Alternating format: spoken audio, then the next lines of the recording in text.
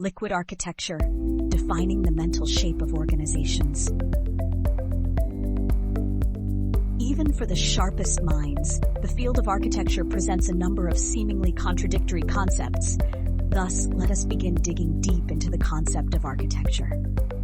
In the context that technology is in place to support the mission of the business, whether it only follows the business directions or follows and enables the business concurrently, architecture is a set of concrete objects that define the mental shape of the organization. Architecture doesn't consist only of technology and processes, but also other elements such as the organization culture, knowledge, and expertise. It includes processes, solutions, technologies, third parties, management, and whatever we define as capabilities delivering value to the business.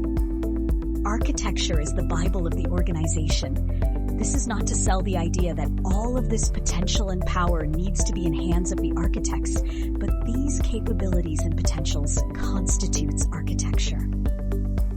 Architecture cannot and must not be static, as we live in a dynamic and changing world.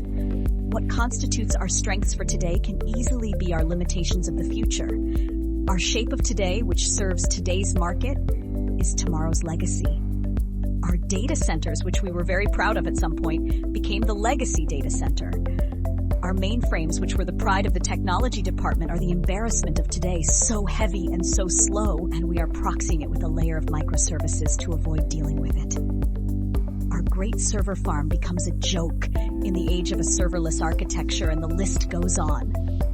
Not to be deceived, though, by today's technology. In the light of the inevitable future, they will be the legacy of tomorrow. And then, our architecture becomes a legacy, slow and requiring transformation.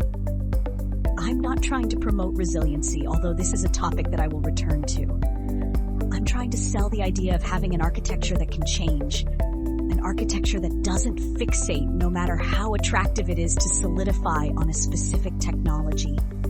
Of course, this architecture allows for flexibility until we succumb to the allure of quick fixes and straightforward solutions, which may benefit the organization in the short run, but introduce unnecessary complexity. I'm not sure if the economic model of today supports such thinking, but I know if you are thinking of the future, which is not very common, we need to have very sharp minds that can distinguish between what is attractive for today and what can endure. Stay tuned for more with Architectural, where we will get back to the basics.